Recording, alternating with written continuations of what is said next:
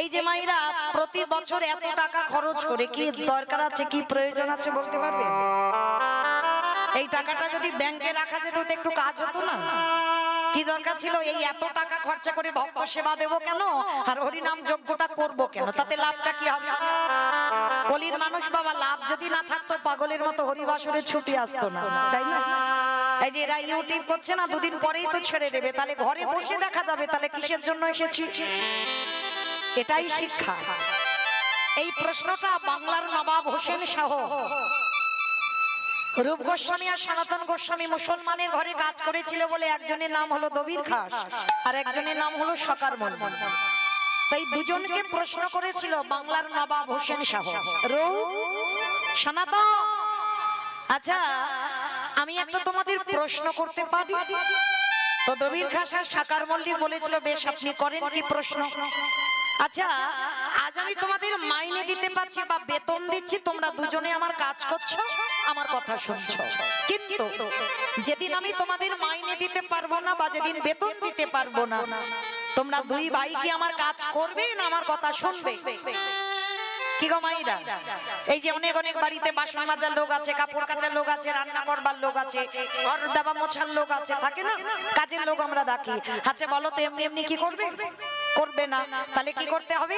প্রতি মাসে মাইনে দিতে হবে বা বেতন দিতে হবে, তারপরে তোমার বাড়ির কাজ করবে, সংসারের কাজ করবে, না হলে তো নয়। তা বাংলার নবাব হোসেন শাহ প্রশ্ন করলো, রূপ গোস্বামী আর সনাতন গোস্বামী বলো তো দেখি, আজ আমি মাইনে দিতে পারছি, তোমরা দুই ভাই আমার কথা শুনছো, আমার কাজ করছো, কিন্তু যেদিন আমি মাইনে দিতে পারবো না, সেদিন কি তোমরা দু ভাই আমার কথা শুনবে না কাজ করবে? করবে না তো?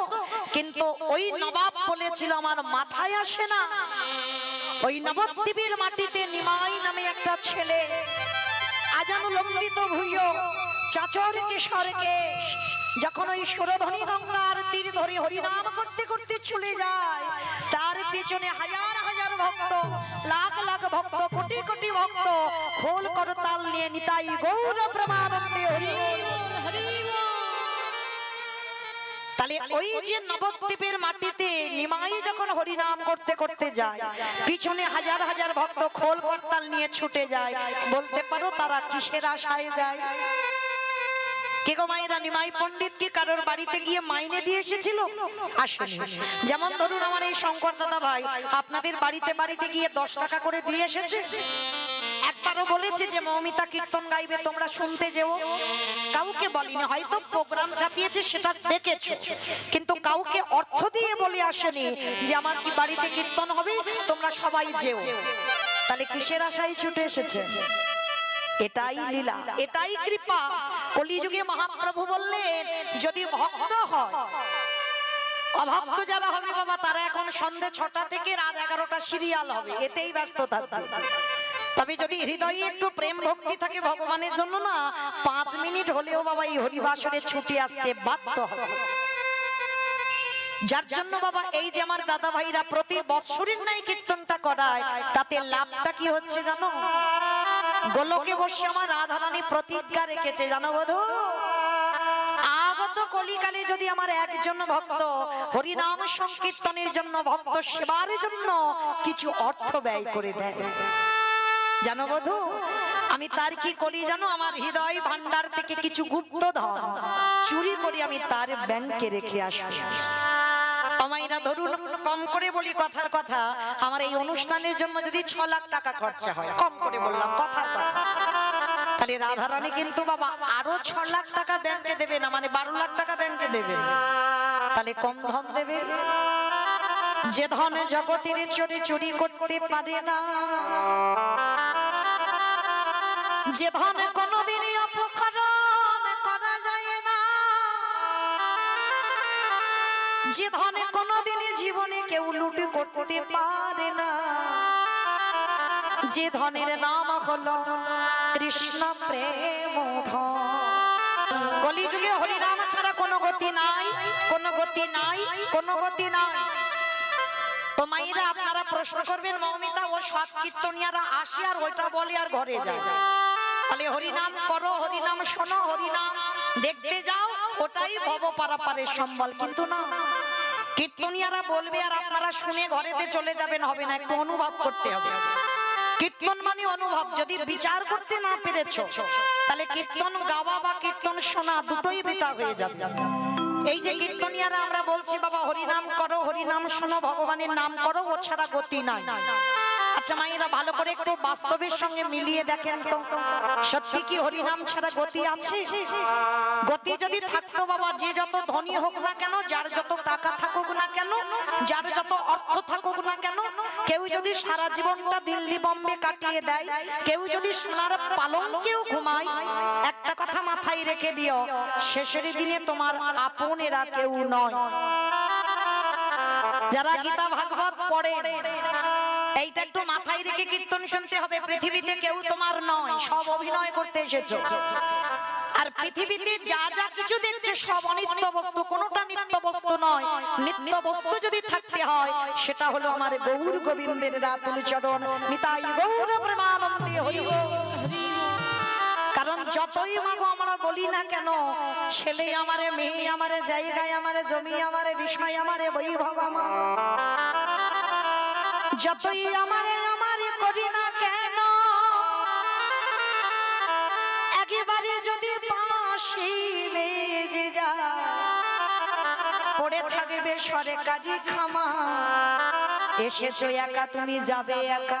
কি গো, সঙ্গে যাবে তোমার কর্মটুকু, মানে কত ভালো কর্ম করেছো, কতদিন ভাগবত আশ্রয়ে গেছো, কতদিন হরিবাসরে বসেছো, কতদিন ভগবানের চরণে তুলসী দিয়েছো, কতবার একাদশী করেছো, কতবার সাধু সঙ্গ করেছো, কতবার বৈষ্ণব চরণ ধরেছো, এইটুকু তোমার সঙ্গে যাবে, আর কিছু যাবে না।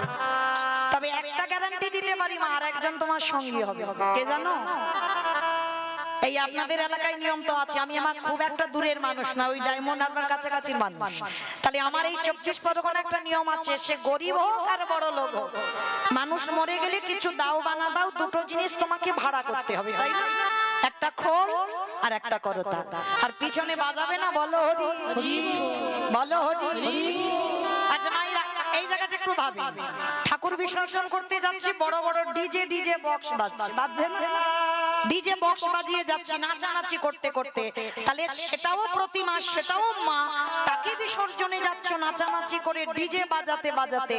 আর আমাদের দেহটা যেদিন বিসর্জন হবে সেদিন একটা ডিজে বক্স বাজালে কি হতো? কি হতো? তাহলে হচ্ছে না কেন? এই জায়গায় চৈতন্য মহাপ্রভু শিক্ষা দিলেন, শেষের দিনে তাকিয়ে দেয় কেউ তোর আপন হলো না, একজন তো সঙ্গে যাচ্ছে, কে? এই হরি নামে যাবে আমাদের পছা দেখো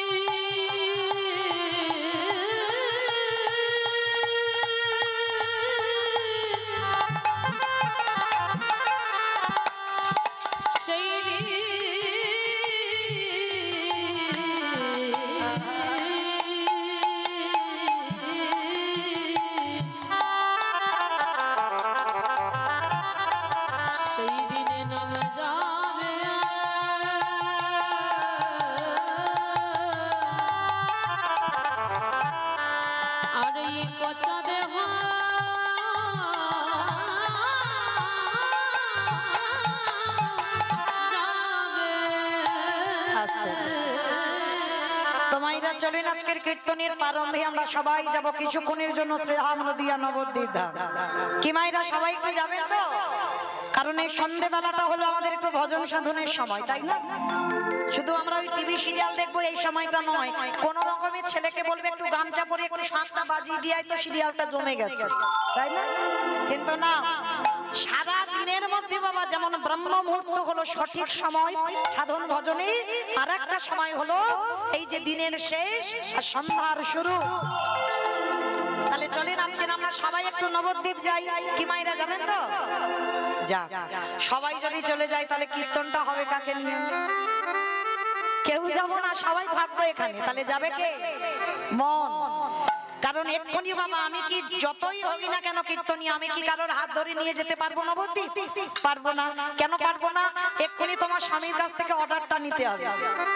ছেলে বৌমাকে বলতে হবে হ্যাঁ গো খোকা আমি যাব, বৌমাকে বলতে হবে হ্যাঁ গো বৌমা আমি যাব, স্বামীর অনুমতি নিতে হবে, তবে তুমি নবদ্বীপ যেতে পারবে। কিন্তু মন কি গো, এক্ষুনি গিয়ে বলতে হবে? মন কি বলবে হ্যাঁ গো আমি একটু সন্ধ্যেবেলায় নবদ্বীপে যাব? হ্যাঁ, একবারও কিন্তু বলবে না যে আমি একবার বাঁকে বিহারীর চরণ থেকে একবার ঘুরে আসি। কিন্তু মন স্বাধীন, এ দেহের সঙ্গে মনের কোনো সম্পর্ক নাই। তোমার স্বামী ছেলে বৌমা হাত বেঁধে রাখবে, পা বেঁধে রাখবে সংসারেতে, কিন্তু তোমার মন বাঁধবার অধিকার কারণ না, ও স্বাধীন। তাহলে চলো একবার মনটাকে নিয়ে যাই সুরধনী গঙ্গার তীরে, আর গঙ্গার তীরে গিয়ে দেখবা ব্রজেন্দ্র নন্দন কৃষ্ণ কলিকালে হয়েছে শ্রীকৃষ্ণ চৈতন্য। সত্যতে নারায়ণ, ত্রেতাতে রামচন্দ্র, দাপরে কৃষ্ণ, কলিতে হলেন শ্রীকৃষ্ণ চৈতন্য। তো যেদিন আমার প্রভু এসেছিল নদিয়ার অবস্থাটা কেমন ছিল জানো? আজ নদী গা উদয়গিরি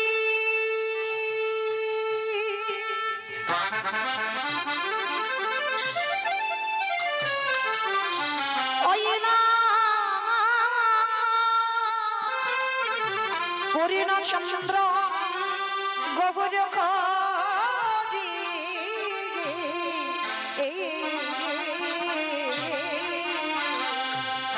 ওই নদিয়া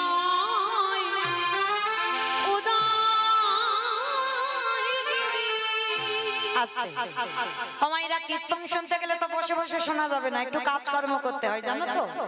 মানে 1 বছর আগে রিহার্সালটা দেওয়া আছে, আবার 1 বছর পরে দেখা। তাহলে রিহার্সালটা কি দিয়ে গিয়েছিলাম 1 বছর আগে? বসে বসে গল্প করবে কেন? শঙ্করধ্বনি, উলুধ্বনি, আর যাদের যাদের হাত এসেছে, যাদের হাত নাই বলবো না, সবার হাত আছে তো? কই একবার দেখাও তো দেখি। নিতাই গৌর প্রেমানন্দে হরি বল। বাহ, ওই এবার একটু উলুধ্বনি করে দেখাও একবার দেখি। আজ নদী গা উদয়গিরি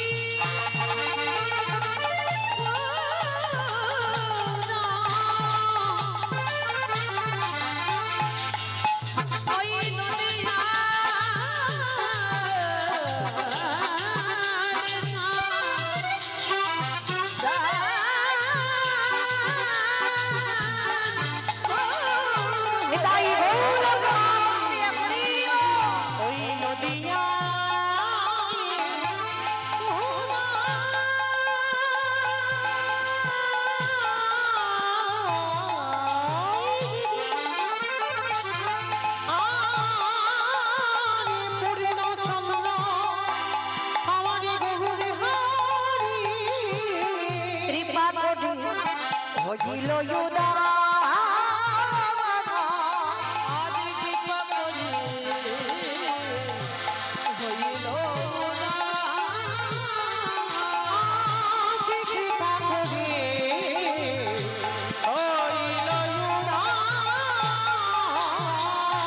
আজ সোনার নদী আসতে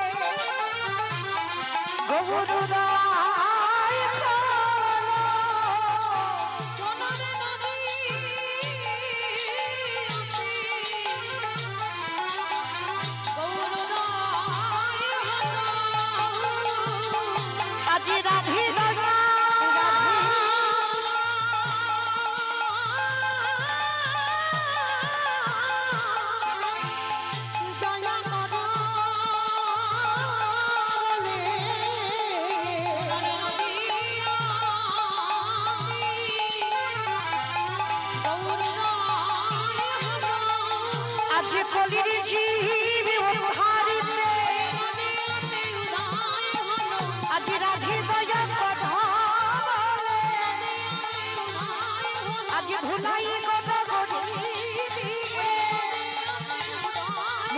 হরি হরি হরি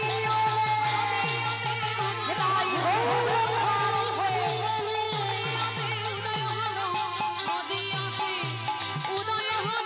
কৃপা করে হইল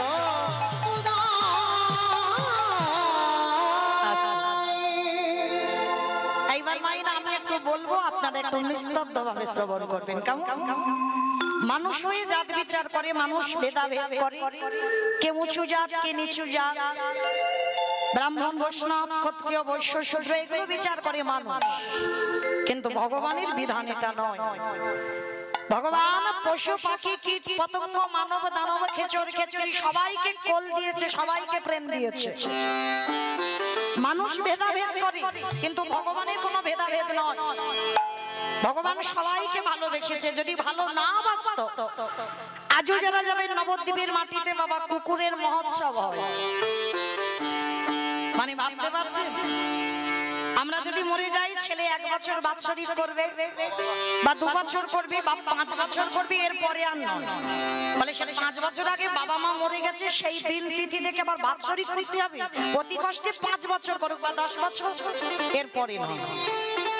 কিন্তু একটা কুকুর মহাপ্রভুর চরণে সে কবে চলে গেল দেহ রাখলো, আজ নবদ্বীপের মাটিতে কুকুরের মহোৎসব হয়, কুকুরের বাৎসরিক ক্রিয়াকর্ম হয়। তাহলে সেই কুকুরটা কত বড় ভক্ত! জগৎকে দেখালো মানুষে যেটা পারে না সেটা কুকুরে করে দেখিয়েছে। আমরা মনুষ্য কুলে জন্ম নিয়ে বাবা বলতে পারি, বলতে চাই না। আর অবলাজি তারা বলতে পারে না, বলবার জন্য কাঁদে। ওই কুকুরটা কে ছিল জানো? একটু শান্ত ভাবে আস্বাদন করবেন মা, যদি একজন ভক্তের একটু চৈতন্য ফিরে যায়। এই কুকুর দেখবেন রাস্তাঘাটে চলাফেরা করে, যেখানে মাছ মাংসের গন্ধ হয় সেদিকে ছুটে যায়, তাই না? কুকুরের এটা অভ্যাস। কিন্তু এই যে কুকুরের কথাটা বলবো, নবদ্বীপের মাটিতে মহাপ্রভুর একজন পার্ষদ ছিল, যার নাম ছিল বাবা সেন শিবানন্দ। আবার অনেকে বলে শিবানন্দ সেন। যেই সেন শিবানন্দ, সেই শিবানন্দই সেন। তো মহাপ্রভুর একজন পার্ষদ। তো এরা ছিল বাবা প্রসাদ ভোজি। প্রসাদ ভোজি মানে বোঝো তো? হরি বল। কি গো, দিয়ে খাও তো নাকি? মনে রেখো, বাজার থেকে তোমার স্বামী ব্যাগ ভর্তি করে বাজার তোমার স্বামী এনে দিল না। যা যা কিছু এনেছি সবই আমার ভগবানের দেওয়া সম্পদ। কোনটাই তোমার স্বামী কিনে আনেনি। যা যা কিছু দেখতে পাচ্ছ সবই আমার ভগবানের দেওয়া। তাহলে যার দেওয়া সম্পদ তুমি করে খাচ্ছ। যদি তোমার ধান চালও ঘরে পরিপূর্ণ থাকে, সেটাও তোমার স্বামী তৈরি করেনি, সেটা ভগবান মা লক্ষ্মীর দ্বারা কৃপা করে তোমার বাড়ি রেখেছে বলে আছে। ওই জন্য অনেকে বাবা অজুহাত দেয় না, কখন নামটাম করব সময় পাই না। এটা অজুহাত, সময় পাই না, ভুল কথা। কেন? যখন তুমি ওই চালটা মেপে নিতে যাচ্ছ, অনেকের 500 লাগে, 700 লাগে, 1 কিলো লাগে, লাগে তো। ওই যখন চালটা আনতে যাও, একবারও কি মা লক্ষ্মীর কাছে প্রণাম করে চেয়েছো কোনোদিন? হাজার ভক্ত আমরা বলি না, মায়ের কাছে ভিক্ষা করতে হয়। ওটা তোমার জন্য নয়, তোমার বাড়িতে আছে মনে করেছো তোমার না। মার কাছে হাত জড়ো করে বলতে হয়, মা তুমি তো আমার নারায়ণের ঘরণী হয়েছো,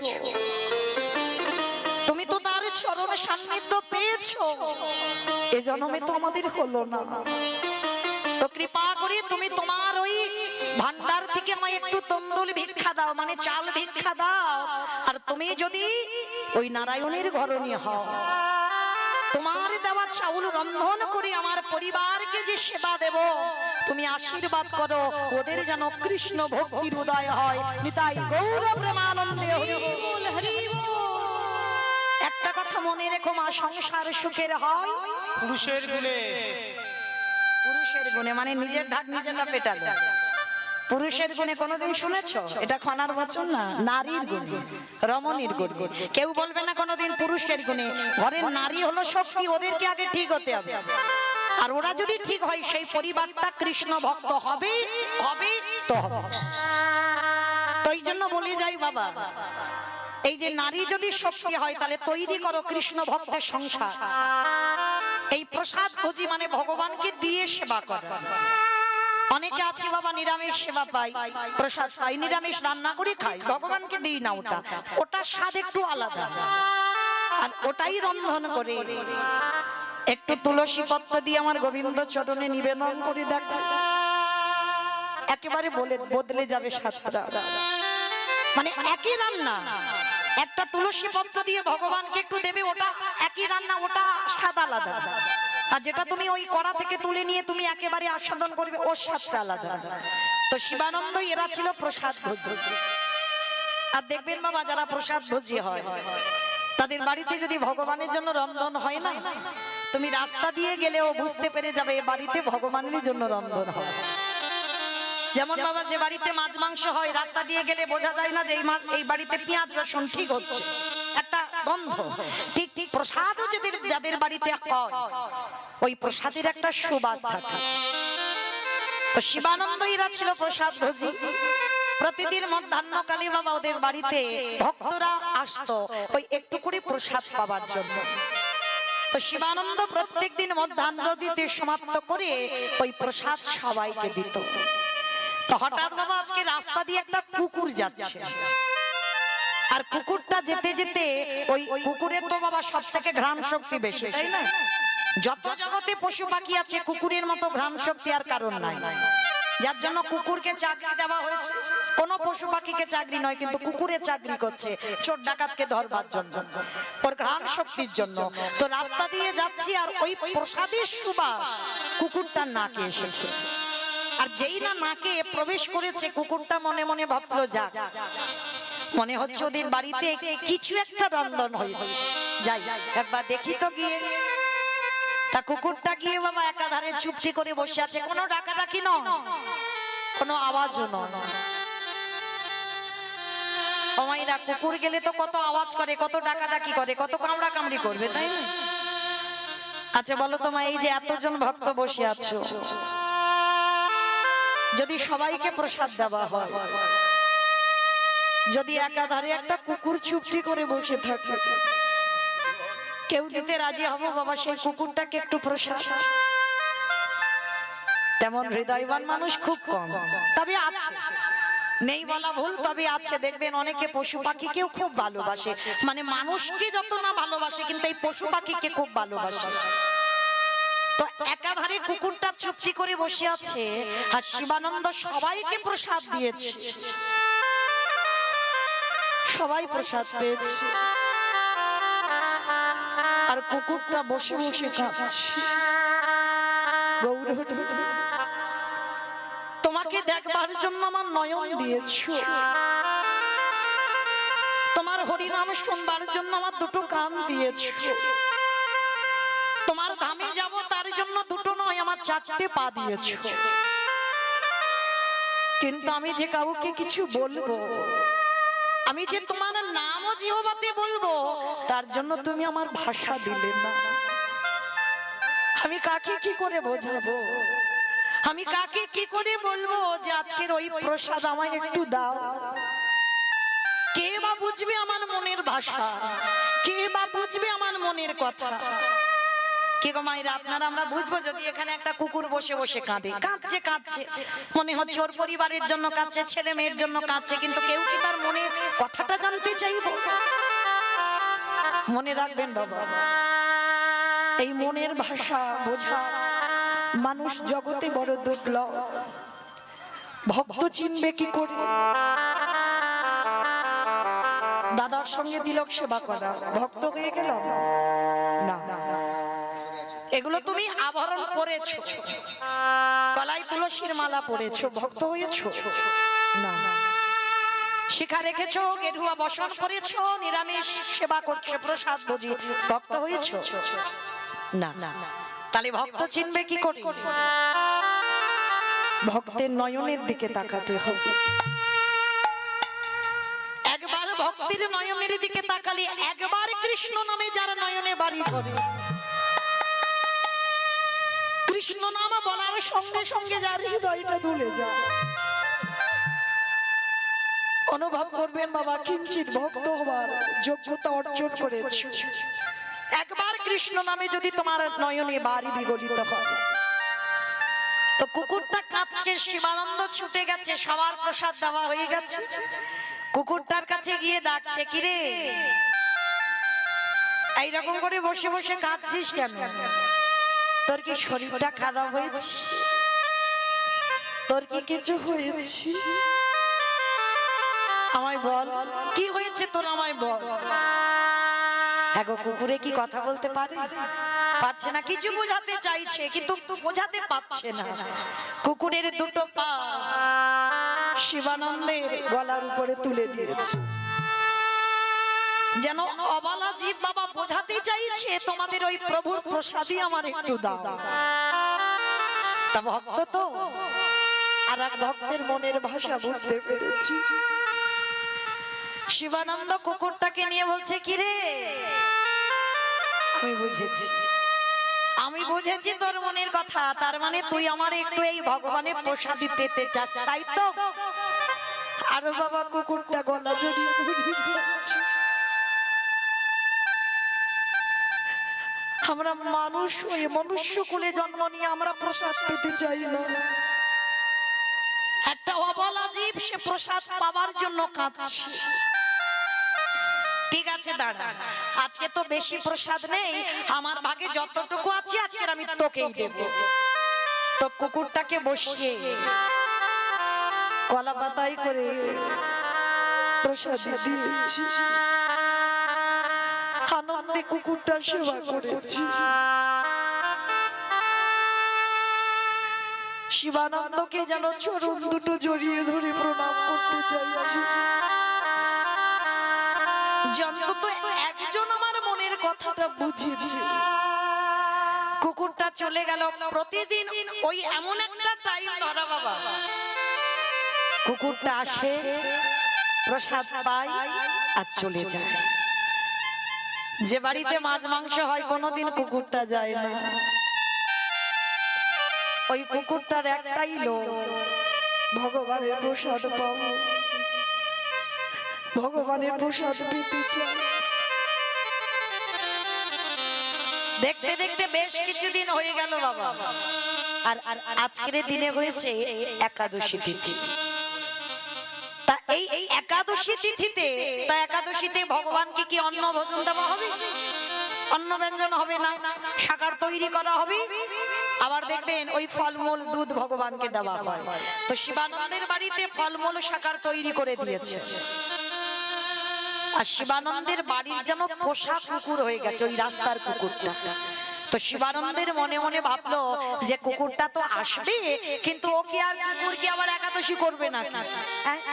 তো ওর জন্য আলাদা করে একটু অন্ন ব্যঞ্জন করে রেখে দিই, অন্তত ওকে দেওয়ার জন্য। কারণ আজকের ভক্তরা তো সব একাদশী করবে, কেউ তার অন্ন পাবে না, কিন্তু কুকুরটা তো পাবে, ওর জন্য একটু অন্ন বানিয়ে রেখে দিই। আগেকার দিনে বাবা স্টিল অ্যালুমিনিয়াম নয়, মাটির হাঁড়িতে একটু অন্ন বানিয়েছে কুকুরটার জন্য আলাদা করে, ওটা প্রসাদই নয়। তা কুকুরটা বসে কাঁদছে, প্রভু আজকের একাদশী তিথি, না জানি আজকের আমার ভাগ্যে কি জুটবে। তো শিবানন্দ তো অত ভাবেনি, কি বুঝেছে যে কুকুরে একাদশী করেছে, অত বোঝেনি। তো সবাইকে ওই ভগবানের প্রসাদী ফলমূল দিয়েছে। আর কুকুরটার বেলা কলা পাতায় করে একটু অন্ন ব্যঞ্জন দিয়ে কুকুরটার সামনে দিয়েছে। ও তো অবাক, ও কিছু কি বলতে পারবে? ও কি বলতে পারবে যে আজকের একাদশী আমি অন্ন পাবো না? অন্নটা দিয়েছে, অন্নের পাত্রের উপরে একটা একটা করে কুকুরের চোখে জলটা পড়ছে। বোঝাতে চাইছে গৌর হরি, আমি কাকে বলবো, আমি কাকে বোঝাবো যে আজকের একাদশীতে অন্ন পাওয়া নিষিদ্ধ। আজ একাদশীতে অন্ন সেবা করলে সেটা পাপ ভক্ষণ করা হয়।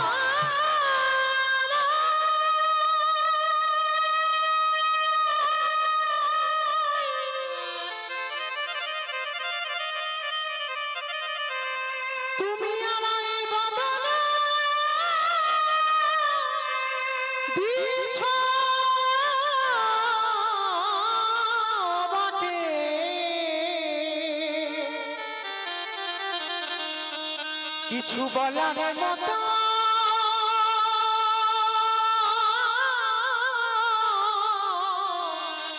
আমায় ভাষা দিলে না। উত্তর দাও, আমার কে বুঝবে আমার আজকের মনের কথা? তবে শোনো প্রভু, আজ যদি আমি সারা দিনে কিছু নাও পাই, কিন্তু আজকের আমি অন্যকে আমি মুখ দেব না। কে গো মাইরা? যেটা কুকুরে বুঝলো, পশুকুলে জন্ম সে বুঝলো, আর আমরা এই যে দুর্লভ মানব জন্ম পেয়ে আমরা বুঝলাম না, আমরা পতিত হয়ে পড়ে রইলাম। কত ভক্তরা বাবা এখনো একাদশীতে অন্ন সেবা করে, মানতে চাই না, আমরা এগুলা বিশ্বাস করি না। অনেক মানুষ আছে শাস্ত্র বিশ্বাস করে না, ধর্ম মানে না, কিন্তু মনে রেখো বাবা, ভগবান তার জন্য বিধান ঠিক করে রেখেছে। না জানি অন্তিম সময়ে তার দুর্গতিটা কি হয়ে যাবে। তা কুকুরটা মনে মনে ভাবছে, প্রভু যদি আজকের আমি প্রসাদ নাও পাই, তো সারা দিন সারা রাত আমি কিছু খাবো না, কিন্তু অন্নটা আমি মুখ দেব। তো সবাই প্রসাদ পেয়েছে ফলমূলে, আর কুকুরটা বাবা বসে বসে ওই অন্নের থালাতে চোখের জলটা পড়ছে। শিবানন্দ গেছে কুকুরটার কাছে, কি হয়েছে তো?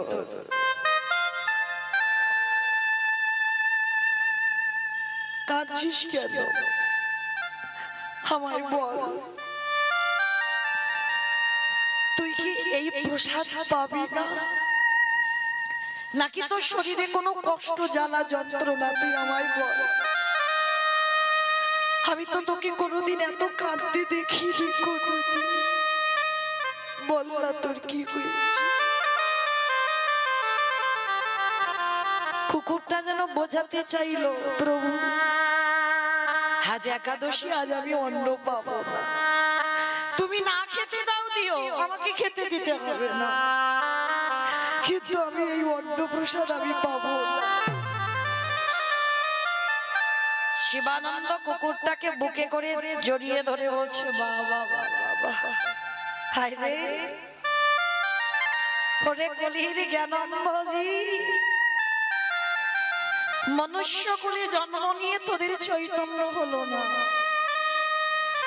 আর এরা পশু কুলে জন্ম নিয়ে বলতে পারে না কৃষ্ণ নাম, কোনদিন জিহ্বাতে বলতে পারবে না, তবু বলার জন্য আকুলি বিকুলি করে। তো আজকে শিবানন্দ কুকুরটাকে ধরে বলছে, আয় ওরে আয়, ওরে আয় আমার বুকে আয়। আজকে আমার ভাগে যে প্রসাদী আছে, আমরা দুইজনে আজকে সেবা করব, আয় আমার বুকে আয়। নিতাই গৌর প্রেমানন্দে হরি বল, হরি বল, হরি বল। কুকুরটাকে বুকে নিয়ে জড়িয়ে ধরলো শিবানন্দ, আর ওই একাদশীর প্রসাদ দুজনে সেবা করেছে। মানে জানো, শিবানন্দের বাড়ির কুকুর হয়ে গেল।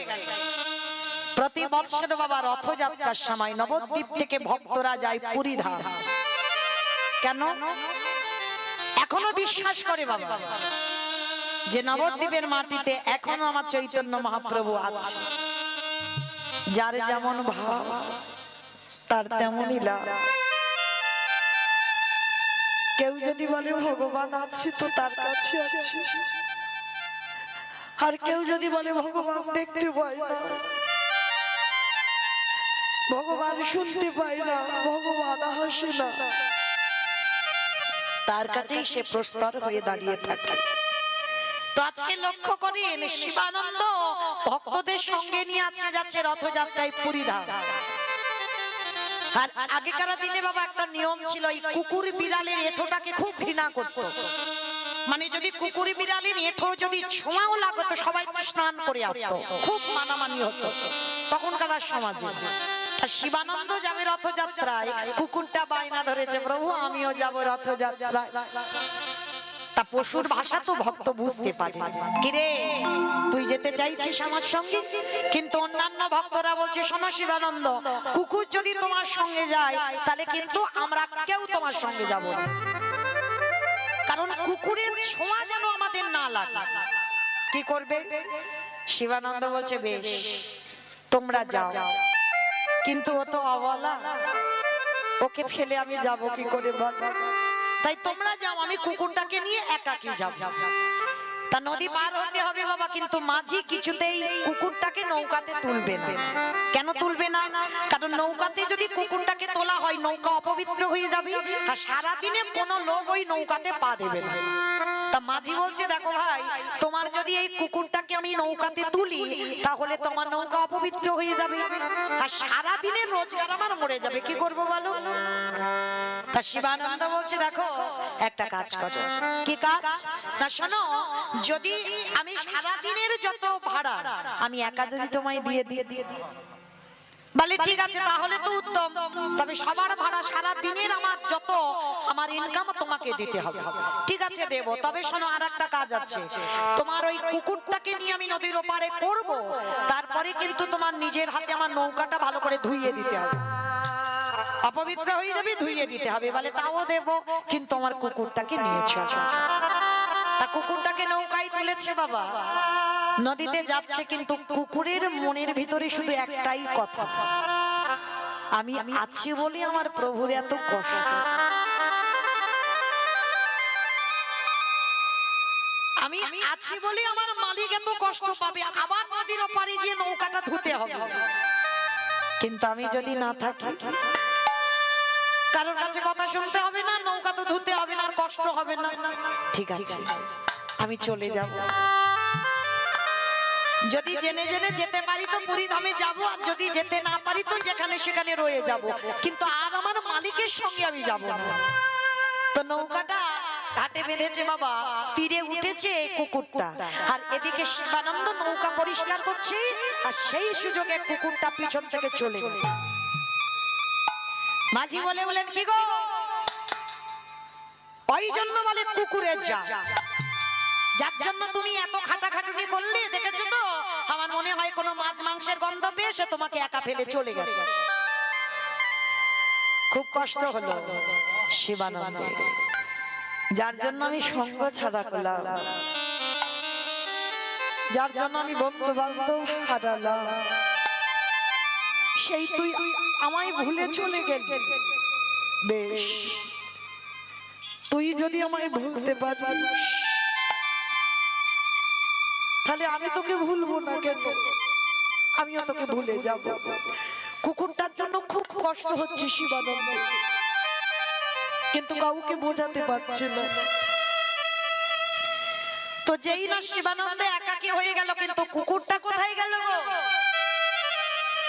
কুকুরটা পৌঁছে গেছে বাবা জগন্নাথ ধাম, পুরী ধাম। আর কুকুরটা আছে কোথায় গিয়ে? যারা যারা পুরী ধাম দর্শন করেছেন, জগন্নাথ ধাম দর্শন করেছেন, আমার জগন্নাথজিকে দেখবার আগে সবাইকে একটা জিনিস দর্শন করতে হয়, এইটা মাথায় রাখবেন, প্রত্যেককে বলি যায় একটা জিনিস দর্শন করতে হবে। সেটা কি না, জগন্নাথের সোজাসুজি আছে গরুর ধ্বজস্তম্ভ। দেখেছেন গরুর ধ্বজস্তম্ভ কতজন? একবার হাতটা তোলেন তো দেখি, কতজন দেখেছেন গরুর ধ্বজস্তম্ভ? দেখবে কি করে বাবা? 7 দিনের ট্যুরে 3 দিন পুরীতে থাকে, তো 3 দিন কিন্তু সমুদ্রে পাল্টি খাবে, কিন্তু একজন ভক্তকে জিজ্ঞাসা করো তুমি কি 3 দিন জগন্নাথ দেখেছো? অতি কষ্টে ঠেলাঠেলি করে একদিন জগন্নাথ দেখবে, হরি বল, আছে ভক্ত আছে, কিন্তু বেশিরভাগ ভক্ত বাবা অন্য কোনো জায়গায় যাবে না, কিন্তু ওই কখন যাবে পুরীতে ওই ঢেউ খাবার জন্য। কিন্তু না, বহু বহু জিনিস আছে ওই জগন্নাথ ধামে। হরিদাস ঠাকুরের সমাধি স্থল, মহাপ্রভু নিজের হাতে দিল সমাধি। হরিদাসকে বলেছিল, হরিদাস সমাধি দেব যদি তোমার গায়ে ঠান্ডা লাগে। মহাপ্রভু নিজের গায়ে থেকে কম্বলটা খুলে নিয়ে হরিদাসের গায়ে দিয়েছে। একেবারে স্বর্গদুয়ারের কাছাকাছি আছে হরিদাস ঠাকুরের সমাধি, এগুলো দর্শন করতে হয়। তো এই যে বাবা জগন্নাথের সোজাসুজি আছে গরুর ধ্বজস্তম্ভ, কেন বললাম ওটাকে দেখতে হয়? যারা যাবেন দেখবেন আজও আমার মহাপ্রভুর হাতির চিহ্ন ওই গরুর ধ্বজস্তম্ভতে আছে। আজও। কেন? প্রতিদিন ওই গম্ভীরাই তো মহাপ্রভুর খুব প্রিয় জায়গা। গম্ভীরা দেখেছো তো? গম্ভীরা 3.5 হাত জায়গা, 3.5 জন ভক্ত, স্বরূপ দামোদর, রায় রামানন্দ আর শিখি মাইতি। নারী মানে অর্ধেক। শিখি মাইতির একটা বোন মাধবী দাসী। বলুন তো বাবা, সন্ন্যাস জীবনের নিষিদ্ধ, নারী বদন দর্শন করা যাবে না, তাহলে 3.5 জন ভক্তের মধ্যে এই মাধবী দাসীটা এলো কি করে? কারণ কোনদিন আমার মহাপ্রভুর কাছে আসেনি গো। 60 বছরের বৃদ্ধা, দূর থেকে আমার জগন্নাথকে দর্শন করত। কেন জানো? এই নারী জাতিদের অধিক জায়গায় বাধা, নারী জাতিদের সকল জায়গায় বাধা। কোনদিন মহাপ্রভুর সামনে আসতে পারেনি, কিন্তু প্রভু প্রতিদিন যেত ওই গম্ভীরা থেকে আমার জগন্নাথকে দেখতে। হ্যাঁ গো, উনি তো জগন্নাথ। তাহলে জগন্নাথ দেখতে যেত কেন? জগৎ শিক্ষা দেওয়ার জন্য। নিজে আচরি ধর্মজীবেরই শিখায়, নিজে না করলে ধর্মজীবকে শেখানো না যায়। এই যে কথাটা বাবা খুব গুরুত্বপূর্ণ কথা, নিজে আচরি ধর্মজীবেরই শিখায়। দেখো, যদি আমার আচরণ ঠিক না হয়, আমার বলা যদি ঠিক না হয়, আমার চলা যদি ঠিক না হয়, আমি যদি সাধুগুরু বৈষ্ণব দেখলে নত হতে না জানি, আমি যদি আমার পিতামাতাকে শ্রদ্ধা না করি, তাহলে আমাকে দেখে কলির জীব শিখবে কি? তাই তো ভগবান সচল জগন্নাথ হয়ে অচল জগন্নাথকে দেখতো আর নয়ন জলে বুক ভাসিয়ে কাঁদত। নিতাই গৌর প্রেমানন্দে হরিব।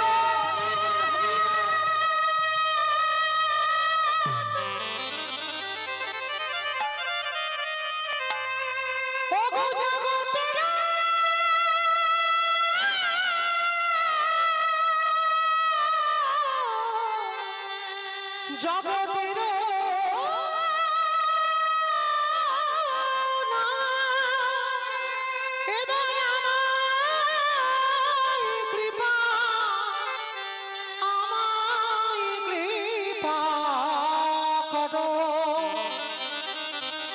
জগন্নাথ, ওগো জগতে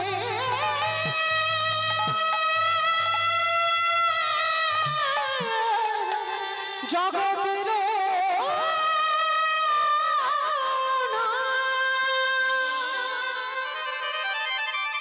ভগবান জগৎকে শেখালো, তোরাও আমার জগতের নাথ, মানে সবার নাথ, তাকে দেখে একবার প্রেমাশ্রু বিগলিত কর। ওরে কলির জীব, যত কাঁদতে শিখবি তত কৃপা পাবি। আর যার না হৃদয় দোলে, কৃপাটা অত সোজা নয়। কতটুকু তুমি তুলসী তলায় চোখের জল দিয়েছো, তুমি কৃষ্ণ পাবে। কতটুকু তুমি কৃষ্ণ বলে কেঁদেছো, তুমি কৃষ্ণ পাবে। আগে কাঁদতে শিখতে হবে। ভগবানের কাছে জীবনে যদি কিছু চাইতে হয়, ধন সম্পত্তি টাকা পয়সা নয়, একটা জিনিস চেয়েও, কৃষ্ণ অন্তিম সময় পর্যন্ত যেন আমি শুধু কাঁদতে পারি। বলেছিল না বাবা মহাভারতে কুন্তী, আমার কিছু দরকার নেই, কিছু প্রয়োজন নেই, কিন্তু মরার আগের দিন পর্যন্ত যেন আমি কাঁদতে পারি। কৃষ্ণ প্রশ্ন করেছিল, পিসিমা তুমি তো সারা জীবন ধরে কেঁদে গেলে, আরো কাঁদবে? মনে করি দেখো, কুমারী বেলায় তুমি কর্ণকে জন্ম দিয়েছো, সেদিনও কেঁদেছিলে। যেদিন পাণ্ডুর সঙ্গে বিয়ে হলো সেদিনও কেঁদেছিলে। বাপের বাড়ি থেকে শ্বশুর ঘরে গেলে সেদিনও কাঁদলে। যেদিন পাণ্ডু দেহ রাখলো সেদিনও কাঁদলে। পাণ্ডবদের নিয়ে গান্ধারীর ঘরে দাসীবৃত্তি করলে সেদিনও কাঁদলে।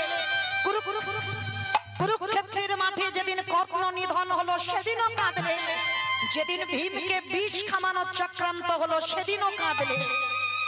যেদিন পাণ্ডবদের পুড়িয়ে মারার চক্রান্ত হলো সেদিনও কাঁদলে। তাহলে সারা জীবন তো তুমি কেঁদেছো। আজ তোমার যুধিষ্ঠির রাজা, আজ তো অন্তত আমার কাছে একটু হাসি চাও। আজও তুমি কাঁদতে চাইছো কেন? কৃষ্ণ তুই বুঝবি না বাবা, কেন কান্নাটা চাইলাম জানিস? যখন আমার কেউ ছিল না, যেদিনে গান্ধারীর ঘরে দাসী বৃত্তি করেছিলাম, আমি আজ গান্ধারী যেটা বলতো সেটাই করতাম।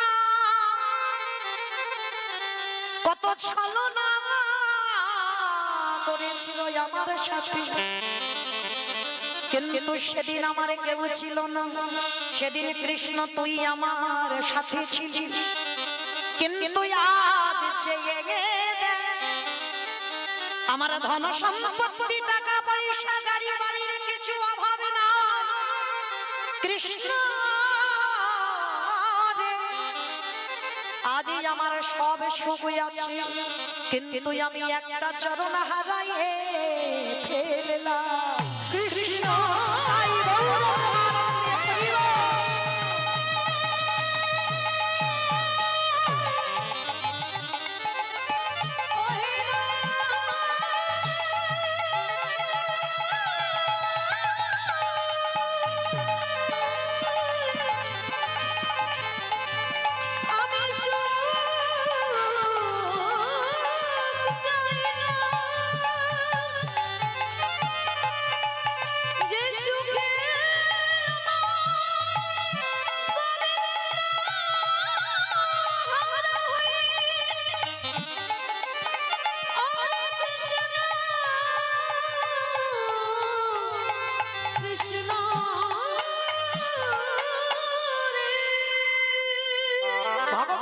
জেনে জানো না জানার ভান করলো। পিসি তুমি কি হারিয়েছো?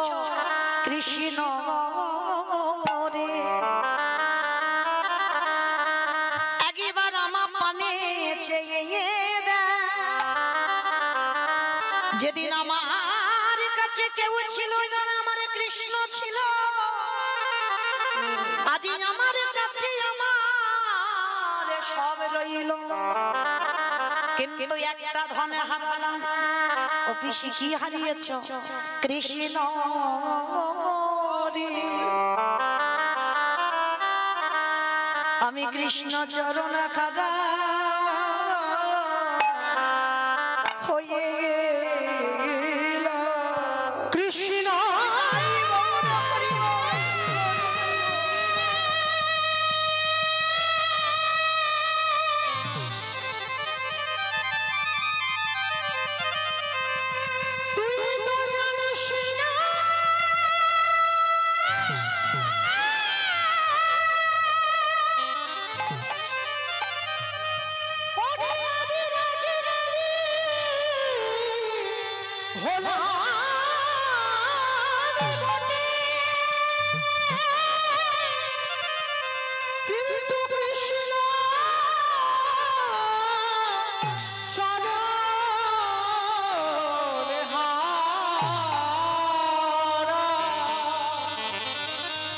আমি যে কৃষ্ণ চরণে হারা, চরণে হারা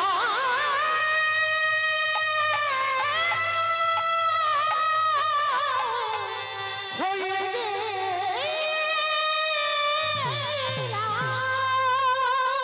কোনটা সুখ? কৃষ্ণ কাছে থাকলে সুখ না কৃষ্ণ চলে গেলে সুখ? চাই না। যে সুখে আমার কৃষ্ণ খারাতে হয় সে সুখ আমার চাই না। ফিরিয়ে দে আমার দুঃখ, ফিরিয়ে দে আমার কষ্ট, ফিরিয়ে দে আমার ব্যথা বেদনা যন্ত্রণা।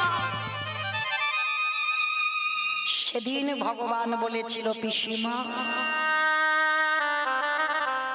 তোমার মতো করে হরি বল হরি বল হরি বল। যদি একজন ভক্ত বলিতে পারি কৃষ্ণ তোমার হলাম বলে, আমার যা কিছু আছে দেহ মন প্রাণ, আমি যে সবে যে তোমার চরণে দিলাম। যদি একজন ভক্ত বলিতে পারি আমি ভগবান হয়ে তার দরজা সারা জীবন বন্দি হয়ে যায়। পিসিমা তাই গৌর হরি বল, হরি বল।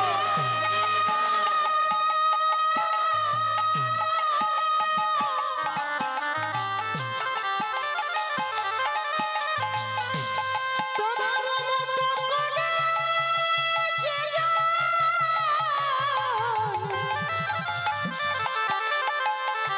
যে জনে ভালোবাসিতে পারে,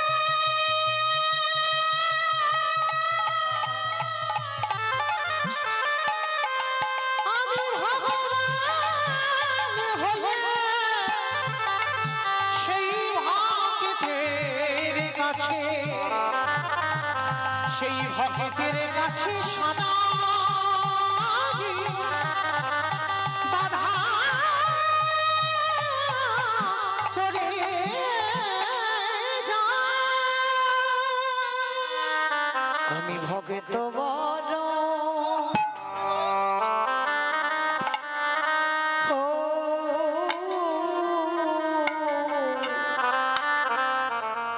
ভালো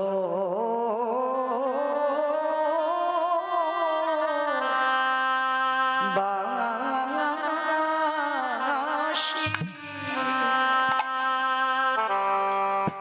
আমি ভক্ত বড়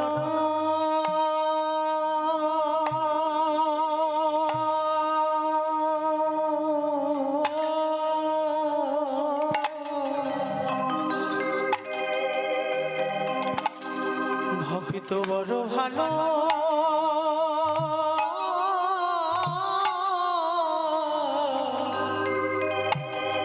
ভালো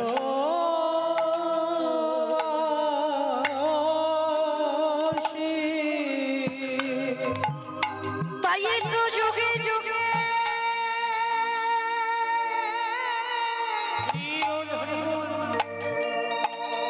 ছুটে আসি। আমি তো বড়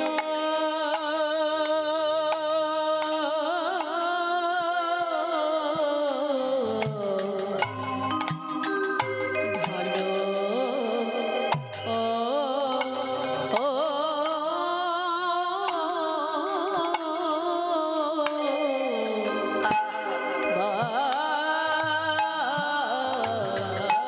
বাসি।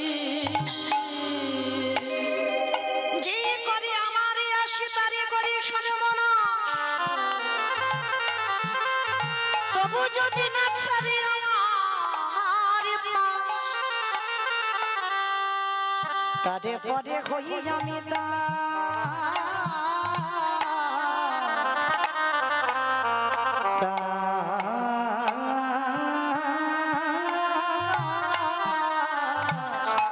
দশানো যে জনে নয়া জলে তাই গৌর প্রেমানন্দে হরি বল, হরি বল, হরি বল।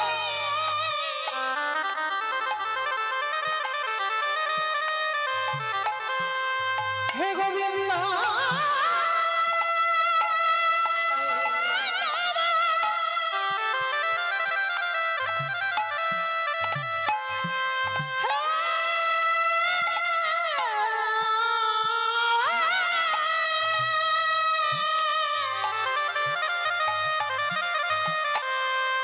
হে গোবিন্দ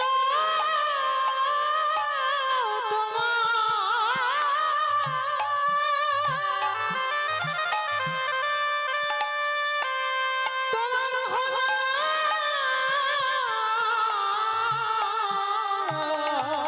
বলে একেবারে নয়নে জলে আমায় ডাকিতে পারে, আমি ভগবান হই সেই ভক্তের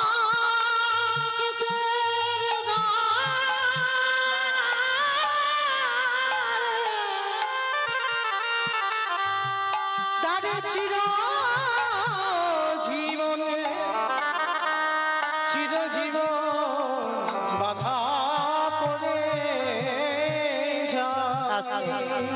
আজকের ভগবান দাদা, এখন একটু বন্ধ করো, এখন নয়, একটু পরে দেবে, একটু বন্ধ করো, আমি বলবো। হরি বল। তো যেই না মহাপ্রভু আমার সচল জগন্নাথ অচল জগন্নাথ দেখছে, আর জগন্নাথ দেখছে, আর মহাপ্রভুর নয়ন হতে প্রেমাশ্রু বিগালিত হচ্ছে। ভগবান নিজে কৃষ্ণকে দেখে কাঁদছে। কেন? সবাইকে শিক্ষা দিচ্ছে, তোরাও কৃষ্ণ বলে কাঁদ। হরি বল। তো আজকে নিজেই কৃষ্ণ কাঁদছে, আর সেই চোখের জলটা পড়ছে কোথায়? সেই কুকুরটা গেল কোথায় গো? ওই মহাপ্রভু যেখানে দাঁড়িয়ে দাঁড়িয়ে কাঁদছে, মহাপ্রভুর চরণে কুকুরটি চুপটি করে বসে আছে। অবলাজীব কিছু বলতে পারছে না, আর প্রভু কাঁদছে, প্রভুর চোখের জলটা একটা একটা করে কুকুরের মাথায় পড়ছে। আর কুকুরটা কাঁদছে, কুকুরের চোখের জলটা পড়ছে মহাপ্রভুর চরণে। যেই না চোখের জলটা পড়েছে, কে কেমন করে কাঁদে? যার চোখের জল আমার হৃদয়টা জুড়িয়ে গেল, কে কাঁদছে? যেই না প্রভুর তো বিশাল বড় চেহারা, নিচের দিকে তাকিয়ে দেখে না একটা কুকুর বসে আছে।